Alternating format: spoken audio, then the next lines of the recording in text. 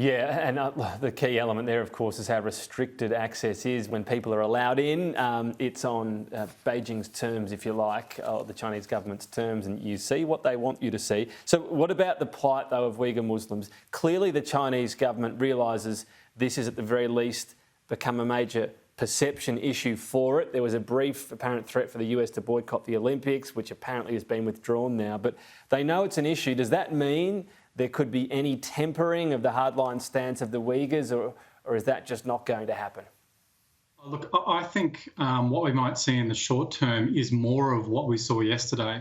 So, in effect, I think Beijing will double down on this particular narrative and also on this diplomatic and propaganda offensive in an attempt to get out what it sees as its positive narrative about what the party state is attempting to achieve in Xinjiang.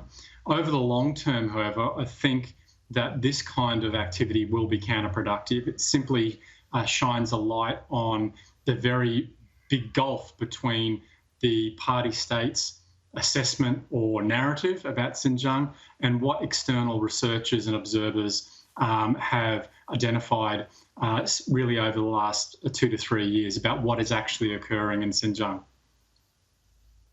The motivations of the Chinese Communist Party, they're interesting here, aren't they? Because they're so aghast at the sort of reputation they're getting over Uyghur Muslims. Some people might wonder why it's such a priority for them to have, if you like, control of the region in this sort of homogenous society. Is that just going to overall Chinese rule? The more homogenous, the more chance you can get the country, the citizens, to be staying with you?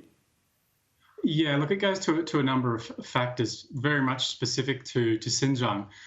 So when the People's Republic was founded in 1949, Xinjiang was incorporated into the PRC, but it had from an earlier time, it had a period of autonomy and independence from China-based states. So there is a history here of Beijing's inability to control the region.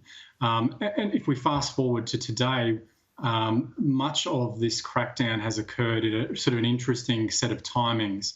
Obviously, with Xi Jinping assuming control of the Chinese Communist Party in 2013, and then the ramping up of this repressive campaign at the end of 2015. Around the same time, China's Belt and Road project was launched, and Xinjiang is seen as playing a vital role in the Belt and Road project, sitting astride a number of geopolitical regions bordering on Central Asia, as a pathway to Europe, as a pathway to South Asia and the Middle East.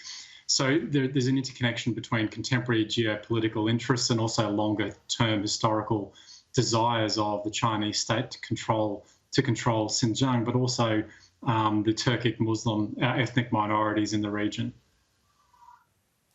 Yeah, well, that was actually featured in some of the videos as well, so based at least partly, in fact. Michael, appreciate your time today on this topic. Thank you.